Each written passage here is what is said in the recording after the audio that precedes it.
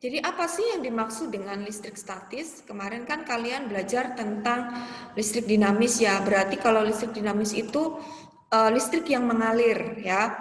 Kalau listrik statis itu adalah listrik yang tetap ya. Jadi artinya dia tidak mengalir. Jadi muatan negatif itu ada di benda atau di benda-benda listrik ya. Ntar saya akan share screen dulu. Oh, sebentar, slideshow. Oke.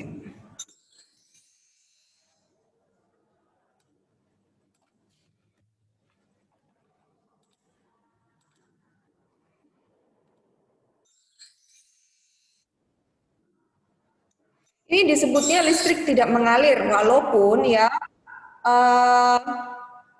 kalau kita perhatikan ya, ini pasti kalian sudah pernah mengalami untuk yang penggaris yang digosokkan ya di kepala kita yang rambut kita yang kering ya, itu ketika didekatkan pada sobekan kertas kecil-kecil, maka sobekan kertas ini akan terangkat ya ke penggaris ya. Jadi artinya apa? Artinya ada gaya tarik oleh penggaris terhadap sobekan kertas ini. Mengapa penggaris plastik yang digosok-gosokkan pada rambut dapat menarik kertas-kertas kecil? Adakah yang bisa menjawab? Michelle? Michelle bisa tidak menjawabnya, Michelle? Ya, Miss. Kenapa, Miss? Kenapa kertas kecil itu ya dapat ditarik oleh penggaris plastik? Karena ada daya ininya nggak sih, tariknya? Ya, ada daya tariknya dari mana? Dari magnet ya, Miss. Magnet. Apa tadi Miss bilang? Dari penggarisnya, Miss. Ya, ya bisa jadi kurang tepat ya. Gelia bisa jawab? Ya, secara singkat kayaknya juga terdapat energi dari listrik statisnya yang di penggarisnya karena Energi. Listrik statis yang penting. Oh ya, kalau listrik statis iya, tapi kalau energi tidak ya. Karena masih belum masuk di dalam energi. Jadi ini tidak ada energinya ya. Ini hanya muatan-muatan negatif dan muatan positif ya.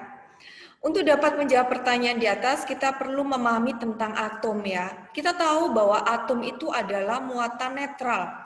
Jadi artinya elektron dan intinya proton itu muatannya sama ya. Perhatikan muatan listrik pada atom berikut ini, ada Na dan ada Cl ya. Jadi ini adalah kalau digabung NaCl atau rumus dari garam ya. Yang Na ada 11 plus Na. Artinya apa? Artinya memiliki 11 proton. Jadi ada 11 proton yang ada di dalam inti atomnya ya.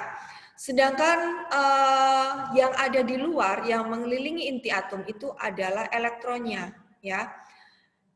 Perhatikan ada berapa elektron yang mengitari, yang mengorbit di antara inti atom ya. Kalau dikatakan di situ Na-nya itu adalah plus dan Cl-nya itu adalah plus, jadi pastinya apakah dia itu kekurangan elektron atau kelebihan elektron? Kalau plus itu berarti kekurangan elektron ya. Kalau minus itu berarti kelebihan elektron. Jadi, apakah atom natrium netral? Tidak, untuk yang ini ya, Na11+.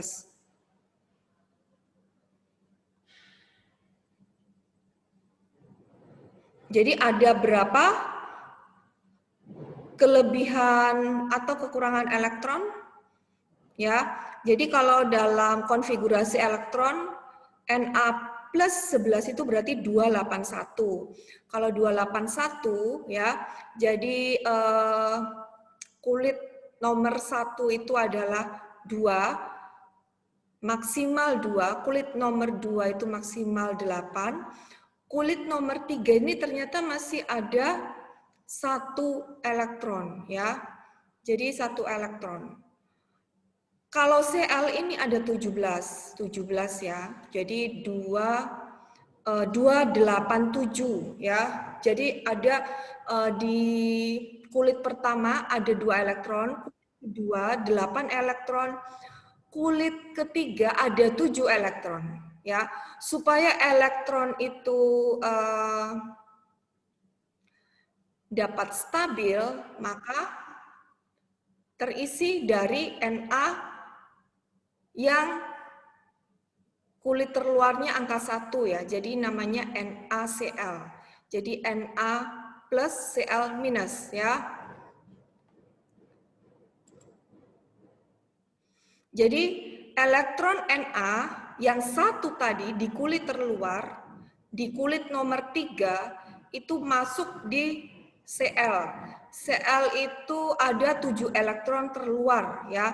Di kulit nomor 3 itu ada 7, sehingga supaya stabil maka mengambil elektron dari Na.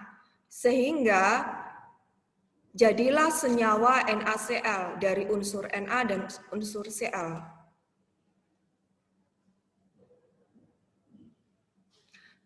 Jadi natrium kehilangan elektron, maka natrium kekurangan elektron dan natrium menjadi bermuatan positif ya. Karena kan dia melepaskan 1 elektron ya. Jadi sehingga dia bermuatan positif. Jadi kalau atom bermuatan positif itu pastinya dia kekurangan elektron karena elektronnya berpindah ke Cl. Sedangkan klor ini menerima elektron, jadi dia kelebihan elektron ya. Yang semula di elektron terluarnya 7 menjadi menerima 1 elektron Na sehingga pas ya, stabil akhirnya ya. Jadi mereka berikatan menjadi suatu senyawa namanya NaCl.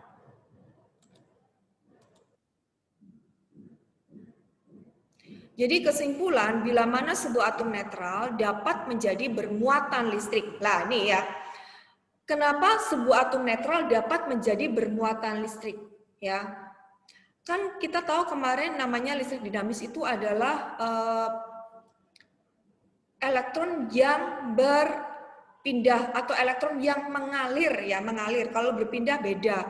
Kalau berpindah itu seperti listrik statis ya. Jadi kalau berpindah itu elektron berpindah ke atom lain. Itu namanya statis karena dia hanya pindah, tidak mengalir ya.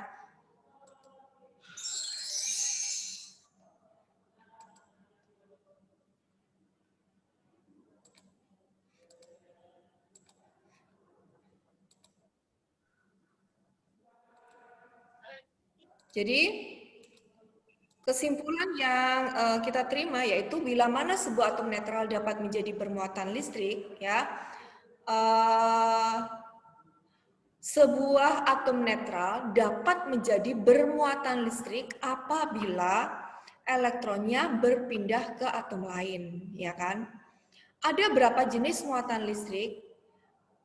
Adakah yang bisa menjawab? Tadi saya sudah menjelaskan tentang elektron dan proton. Jadi artinya bahwa kalau kelebihan elektron itu apa, kalau kekurangan elektron itu apa?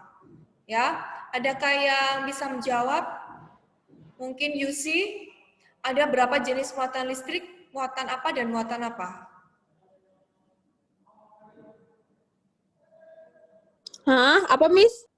Ada berapa jenis muatan listrik? Muatan apa dan muatan apa?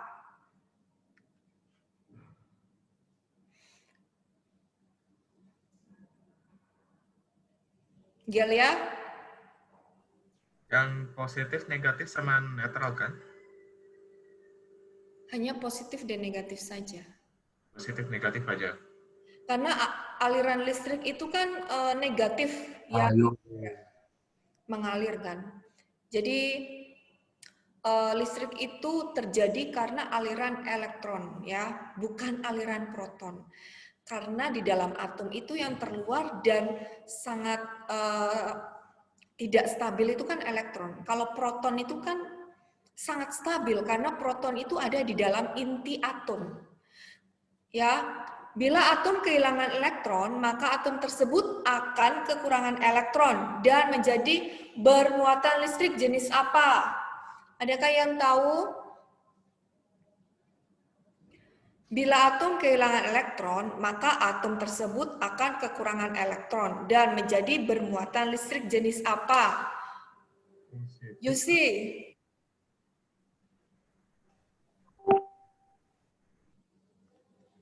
Iya, Miss. kalau kekurangan elektron berarti bermuatan listrik jenis apa? Positif atau negatif?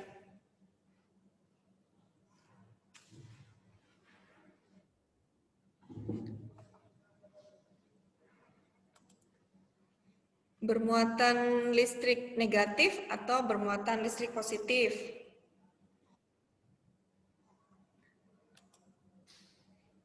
Adakah yang tahu?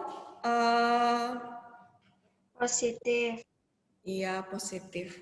Jadi kalau kekurangan elektron itu bermuatan positif. Siapa itu tadi? Oh, Michelle.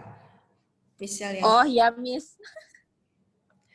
Oke, bila atom menerima elektron, maka atom tersebut akan kelebihan elektron dan menjadi bermuatan listrik jenis apa? Miss Insia. Apa? Miss. Ya, Sinta. Rakyat saya dia belum masuk, Miss. Siapa? Ovi, Miss. Ovi. Ya. Katanya udah masuk tapi belum Miss terima. Karen itu loh. Masih ya. Oh, itu Ovi ya. Ini adiknya ini. Ya. Sorry. Ya, kasihan rakyat saya, Miss. Ya, oke. Saya kira namanya siapa? Nama adiknya Karen kan. Oke, jadi yang atom yang kelebihan elektron itu akan menjadi bermuatan listrik jenis apa? Negatif. Ya, negatif. Michelle pinter ya ternyata. Pintar, Miss. Ya, bagus. Muatan listrik pada benda. Ya. Nah, perhatikan ini ya. Ini sering kita lakukan dulu ketika SD ya, ada praktek IPA ya. Jadi penggaris plastik yang digosok-gosok dengan rambut dapat menarik bulu ayam. Bagaimana hal itu dapat terjadi? Apa yang terjadi dengan penggaris plastik dan bulu ayam sehingga bulu ayam dapat ketarik oleh penggaris plastik ya. Ini adalah proses ketika bulu ayam ketarik oleh penggaris plastik. Mana yang kelebihan elektron, mana yang kekurangan elektron ya. Perhatikan ini, kalian akan tahu bagaimana dan caranya seperti apa sehingga benda A bisa menarik benda B. Penggaris bisa menarik bulu ya, perhatikan. Awalnya ini bermuatan netral ya. Jadi artinya positif dan negatif sama jumlahnya ya. Jadi artinya bahwa proton di inti dan elektron di kulit atom itu sama jumlahnya ya. Nah, ketika digosok kain wol,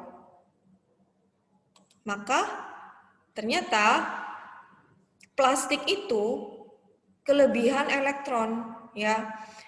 Jadi kain wol itu menarik muatan positifnya. Bentar ya, saya kembalikan lagi.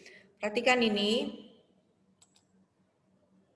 Ya, jadi ada penggaris plastik dan kain wol, sama-sama netral karena proton dan elektronnya jumlahnya sama. Ya.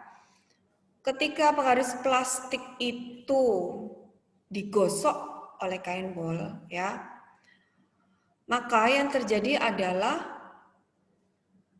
plastik ini kelebihan elektron dan kain wol kelebihan proton atau kelebihan muatan positif, ya. Jadi plastik yang digosok-gosok dengan kain wol, maka plastik akan menjadi bermuatan listrik negatif karena elektron kain wol pindah ke plastik, ya. Jadi artinya kain wol ini mempunyai elektron yang mudah untuk berpindah sehingga pindah ke plastik.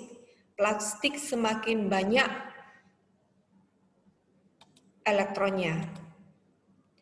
Bagaimana cara mendapatkan muatan listrik pada benda dengan menggosok, ya? Jadi ini ada kain sutra, ada plastik juga, ya. Jadi kain sutra ini, ya, kelebihan elektron dan ini kaca, ya. Kaca kekurangan elektron. Jadi kaca digosok dengan kain sutra, maka kaca akan menjadi bermuatan listrik positif dan kain sutra bermuatan listrik negatif.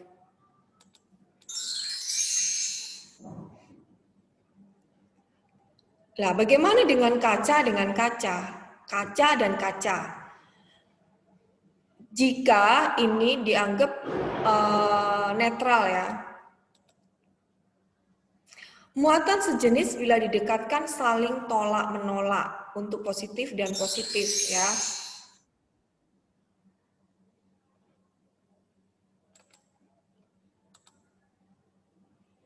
Bagaimana dengan plastik dan kaca? Maka dia akan tarik-menarik, ya.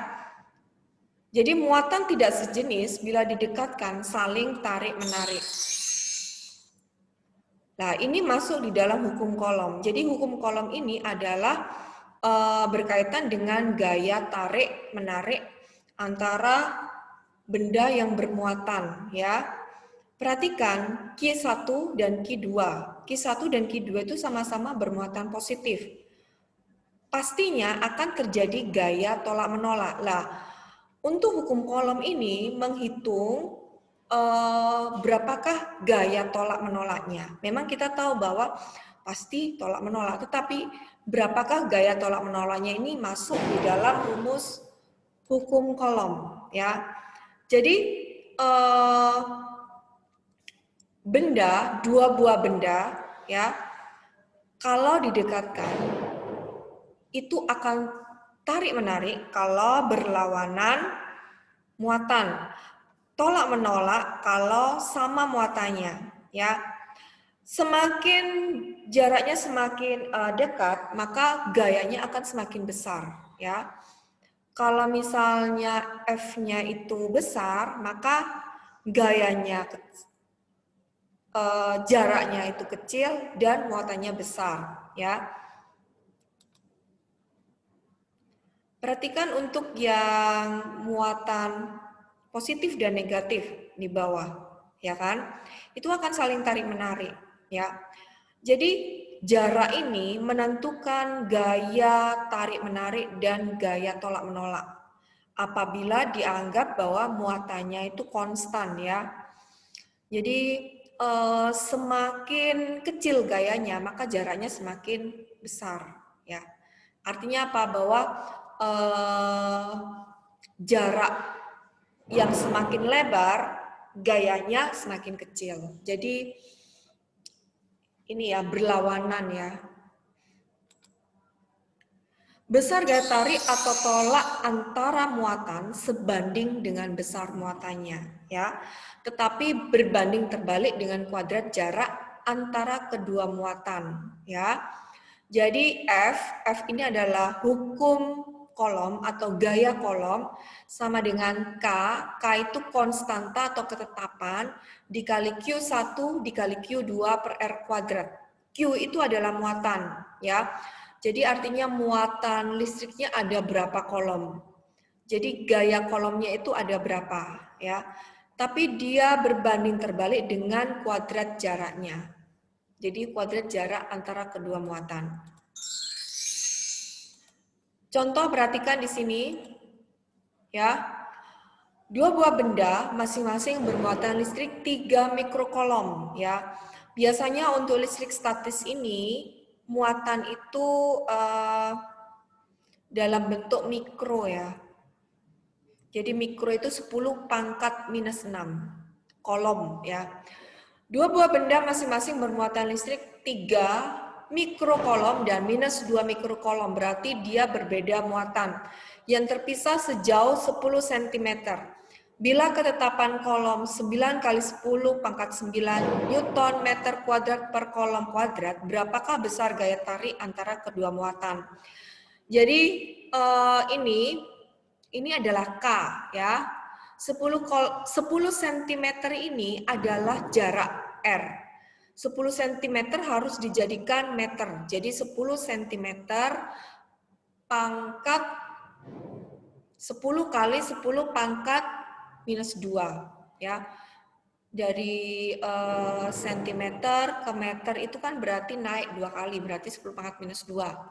Sedangkan 3 mikrokolom dan minus 2 mikrokolom ini harus dijadikan kolom, ya. Jadi 3 kali 10 pangkat minus 6, ini minus 2 kali 10 pangkat minus 6, ya. Masukkan ke dalam rumus F sama dengan K kali Q1 kali Q2 per R kuadrat, ya. Jadi hasilnya adalah 540 Newton karena satuan F adalah Newton, ya. Jadi ini semuanya harus dijadikan ke SI. Mikrokolom harus jadikan kolom, sentimeter harus dijadikan meter, ya. Karena untuk K ini ternyata NM kuadrat per C kuadrat. Jadi hasilnya 540 N. Coba perhatikan ini, adakah yang mau ditanyakan? Oke, Esti. Adakah yang ditanyakan dari contoh soal ini?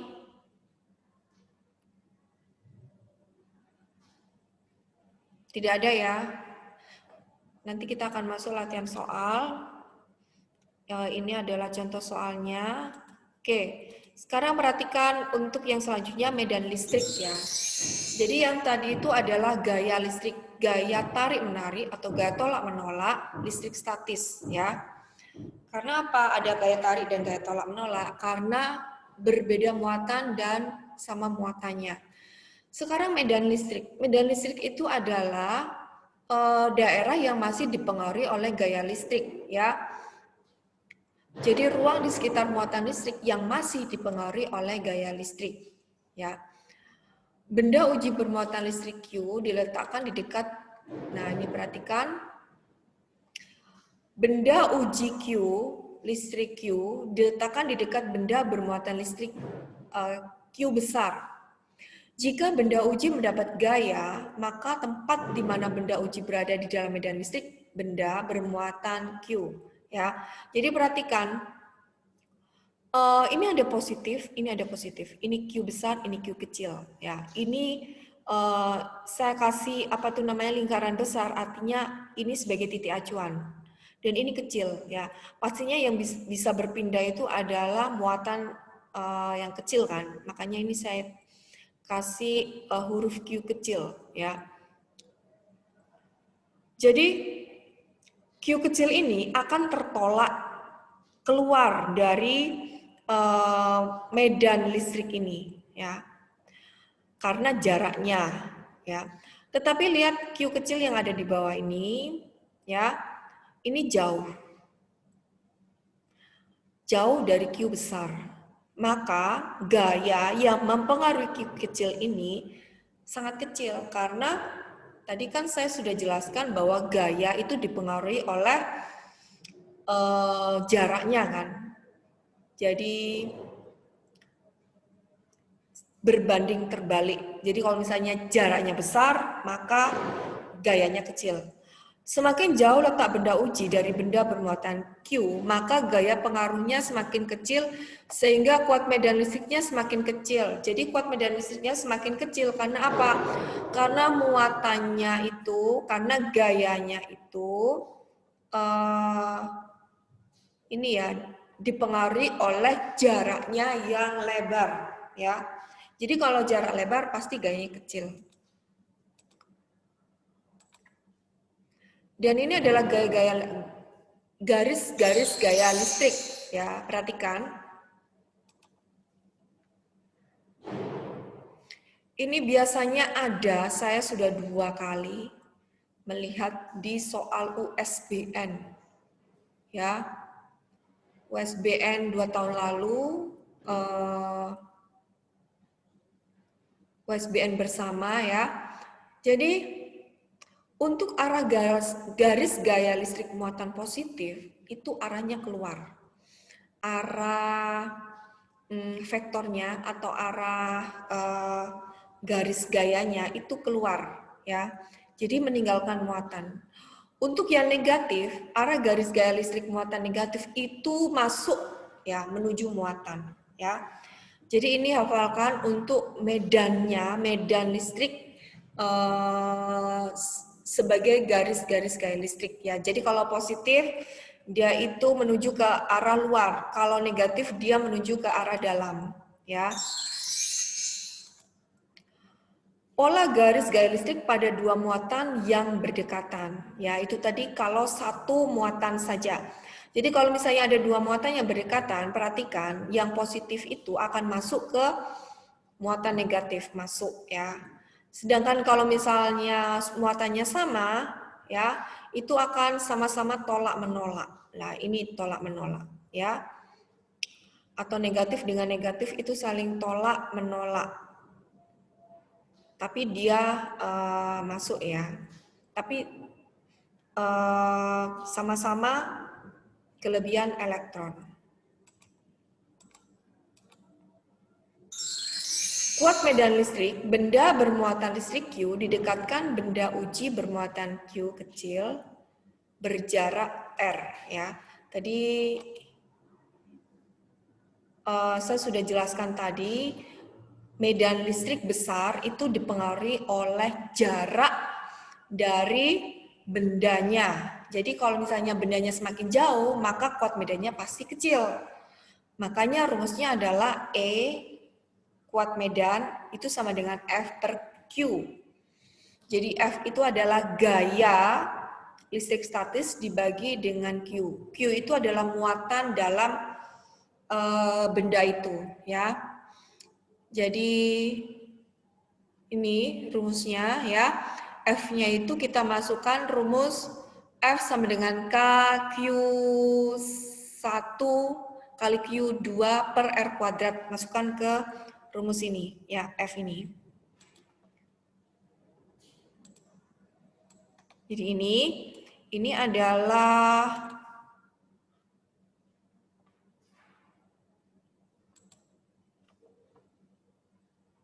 ini kita bisa masukkan misalnya gini, F sama dengan K kali Q1 kali Q2 per R kuadrat ya, dibagi Q ya. Maka rumusnya jadinya K kali Q besar kali Q kecil per R kuadrat kali Q. Sehingga didapatkan hasil terakhirnya adalah K kali Q besar per R kuadrat. Ya, ini adalah rumus yang sudah dimasukkan F. Jadi kalau misalnya sudah tahu diketahuinya F besar, ya sudah masukkan ke dalam rumus ini. Tetapi kalau misalnya diketahui jarak, maka masuk ke dalam rumus ini. Ya. Nah, ini adalah satuannya. Sekarang perhatikan, untuk kita membuat sebuah benda itu bermuatan, itu ada dua cara. Yaitu pertama adalah induksi listrik, dan yang kedua adalah konduksi atau persentuhan ya. Beda antara induksi dan konduksi ya. Memang hampir-hampir sama, duksi-duksi gitu ya. Tapi kalau induksi itu hanya mendekatkan. Kalau konduksi itu menyentuhkan ya. Jadi perhatikan, induksi listrik itu apabila suatu benda disebutnya netral ya. Terus dia diinduksikan, didekatkan pada benda yang bermuatan positif ya. Apa yang terjadi pada benda bermuatan netral ketika didekati dengan benda bermuatan positif? Nah, ternyata di sini itu negatifnya itu semakin banyak ya. Negatif dan positifnya itu sepertinya itu terpolarisasi. Artinya terpolarisasi itu ngumpul gitu ya. Jadi negatif ke kiri, positif ke kanan ya. Jadi ada pemisahan muatan listrik pada suatu benda ketika didekati benda bermuatan listrik. Jadi induksi itu bukan disentuhkan, tetapi didekatkan ya. Jadi misalnya ada benda bermuatan netral didekatkan sama benda yang bermuatan positif. Kalau bermuatan positif kan pastinya lebih banyak positifnya ya. Jadi artinya kekurangan elektron ya. Jadi benda yang netral itu akan terpolarisasi. Jadi yang di kiri itu, yang dekat sama benda bermuatan positif itu kebanyakan itu negatif ya, muatan negatif. Terus sebelah lagi itu bermuatan positif. Jadi namanya dipisahkan atau terpolarisasi dengan sendirinya. Untuk mendapatkan muatan listrik negatif pada benda dengan induksi, bagaimana supaya kita mendapatkan muatan listrik negatif pada benda apabila benda itu netral ya, kita ingin mendapatkan muatan listrik negatif ya seperti tadi, didekatkan pada benda yang bermuatan listrik positif. Maka sebelah kanan itu akan kelebihan elektron dan sebelah kiri akan ngumpul proton ya. Jadi tidak kehilangan tetapi hanya ngumpul kiri dan kanan. Dan kalau misalnya dibumikan, perhatikan dibumikan itu di grounding ya. Di grounding ya.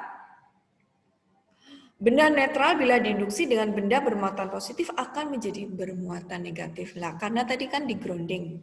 Ya kan? Maka dia akan bermuatan negatif ya.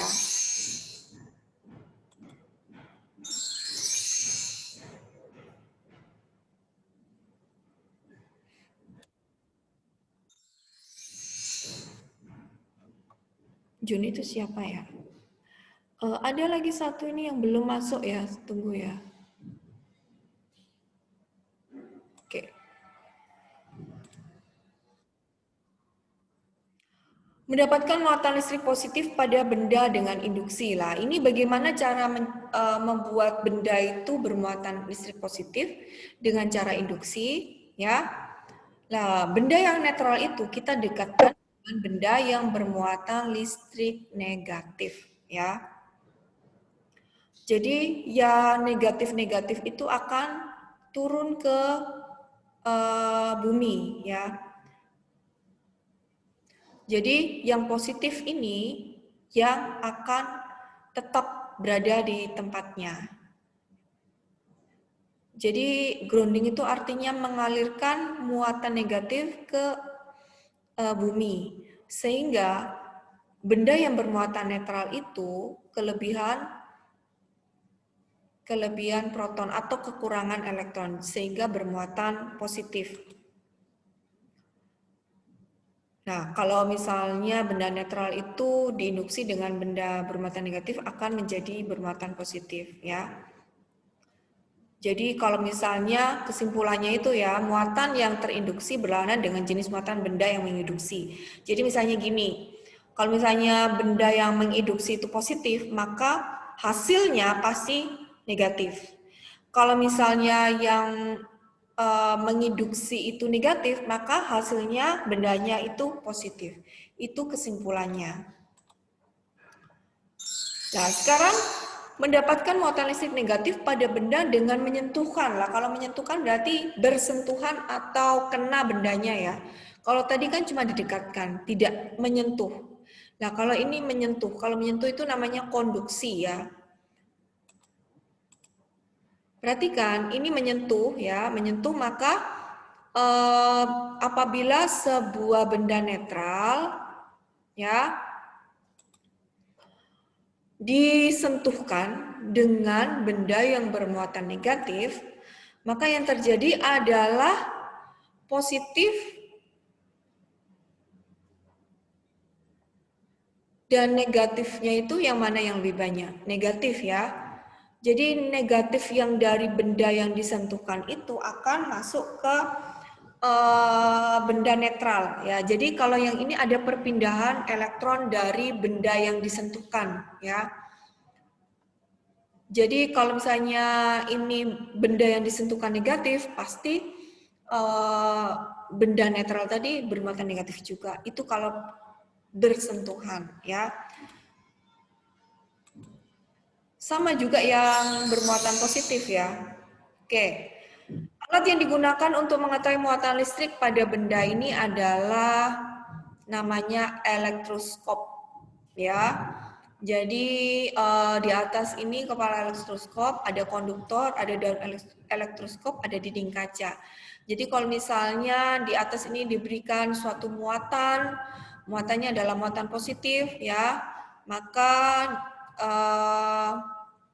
akan ada saling tolak menolak di ini ya, di daun elektroskop ya. Jadi apa ya namanya itu ya, bentuknya itu nggak kucup lagi, dia kayak mekar gitu. Dan untuk listrik statis ini sangat berkaitan dengan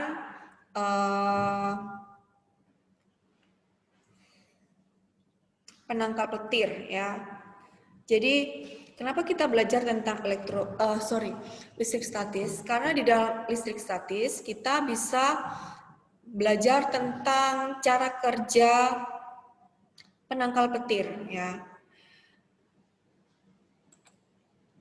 Perhatikan ya, rumah ya itu memiliki muatan-muatan negatif. Kenapa? Karena dalam rumah kan juga ada listrik dinamisnya. Jadi ada elektron yang berpindah pastinya kan ya. Makanya selalu ya diberitahukan kepada kita ketika kita masih kecil itu ya.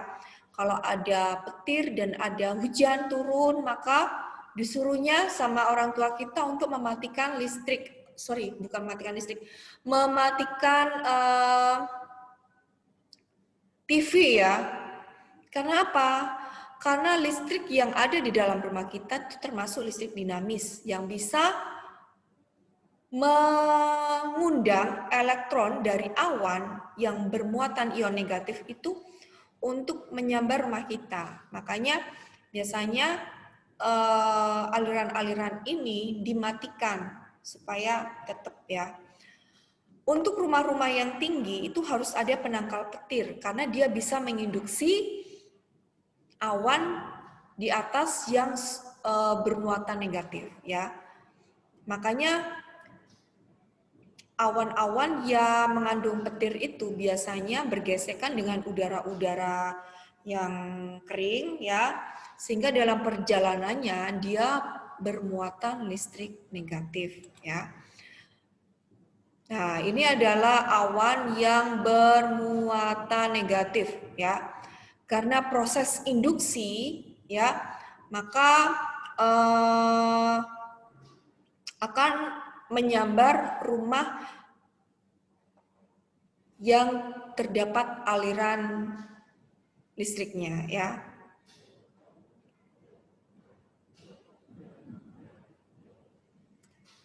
Perhatikan ini, karena rumah memiliki hambatan yang besar. Hambatan dari mana? Hambatan dari listrik ya. Artinya apa? Artinya komponen-komponen listrik, misalnya lampu itu hambatan juga, televisi itu juga hambatan ya.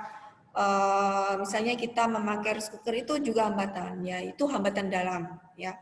Jadi artinya segala sesuatu barang yang kita gunakan di dalam rumah itu pasti mempunyai hambatan.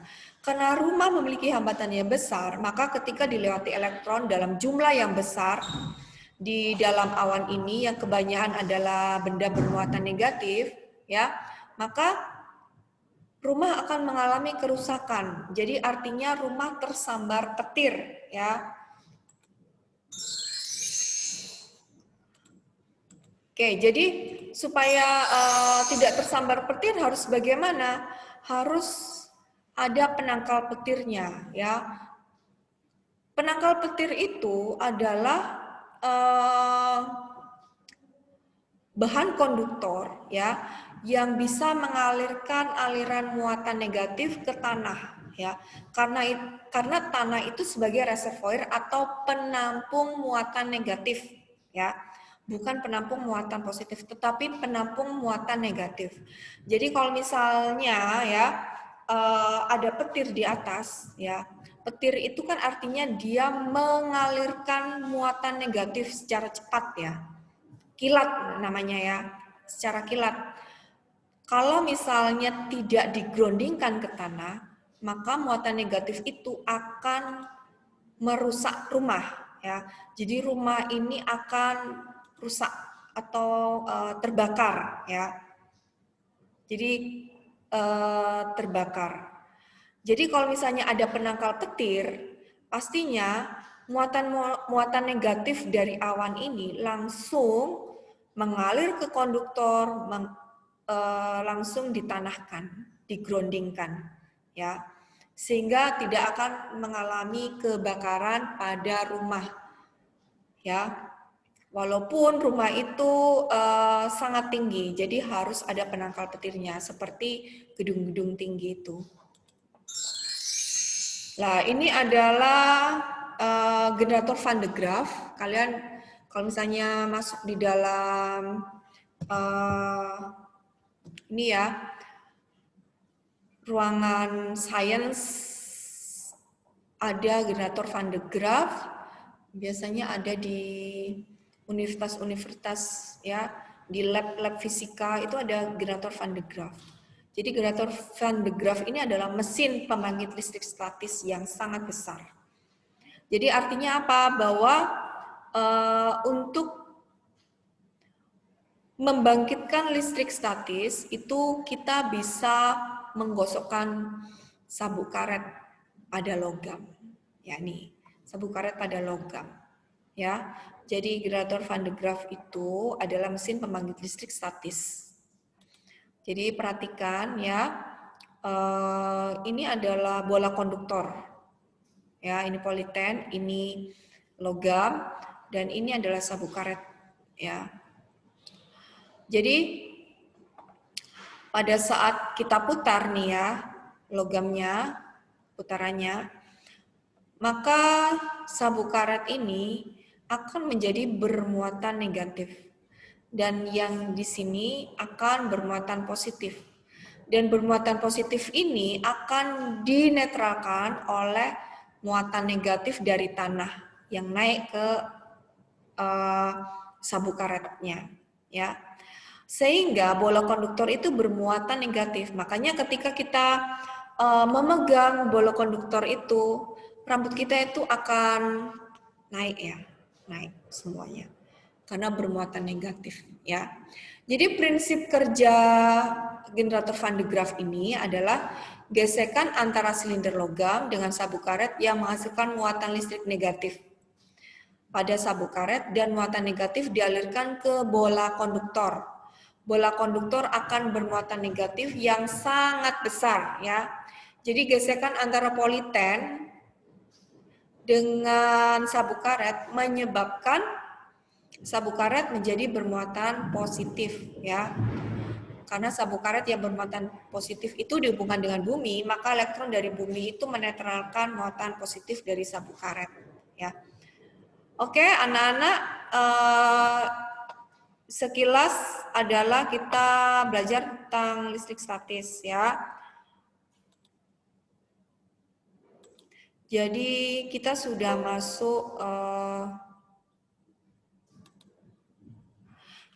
masuk di dalam medan magnetik, medan listrik statis ya. Maaf. Oke, berarti kita sudah masuk sampai di halaman 51 ya. Untuk selanjutnya kita belajar hukum Gauss ya. Untuk yang listrik statis tentang gaya kolom dan medan magnetik pada listrik statis, maka kita sudah sampai di sini. Kita akan lanjutkan di minggu depan ya. Minggu depan sebenarnya sih tidak ada jadwal Zoom ya. Tapi saya mau menyelesaikan bab ini karena bab 2 ini banyak. Ini kita belum belajar kapasitor, belum ya. Hukum Gauss juga belum. Jadi untuk minggu depan kita meet Zoom lagi. Apakah setuju atau latihan soal? Apakah setuju anak-anak? Latihan soal dulu, Mi. Oke, untuk minggu depan latihan soal tentang listrik statis dan medan listrik ya. Oke, kita akhiri sampai di sini anak-anak.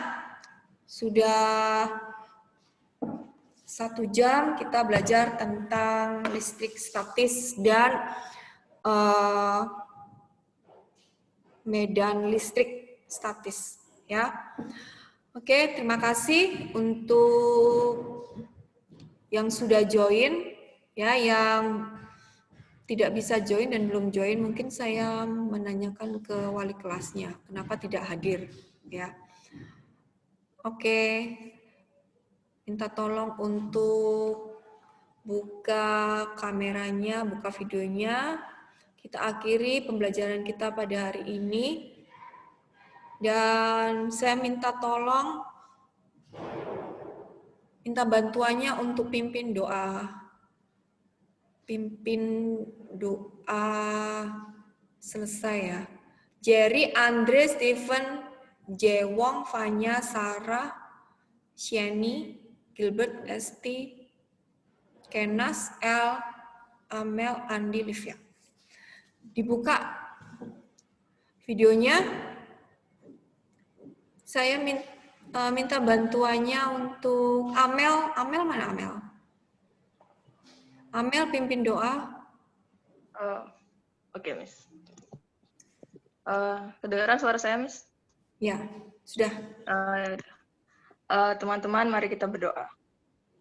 Bapa di surga, terima kasih telah menyertai kami selama pertemuan Zoom meeting fisika ini, Tuhan. Sebentar lagi kami akan melanjutkan aktivitas kami. Terima kasih atas penyertaan-Mu. Tolong sertai kami juga di aktivitas kami selanjutnya. Terima kasih Bapa. Yang di dalam nama Tuhan Yesus kami sudah berdoa. Haleluya. Amin. Amin. Terima kasih Amel. Bye semuanya. Kita jumpa minggu depan untuk latihan soal ya. Bye. Thank you, Miss Inti. Ya. Thank you, Miss. Thank you, Miss. Terima kasih, Miss. Ya.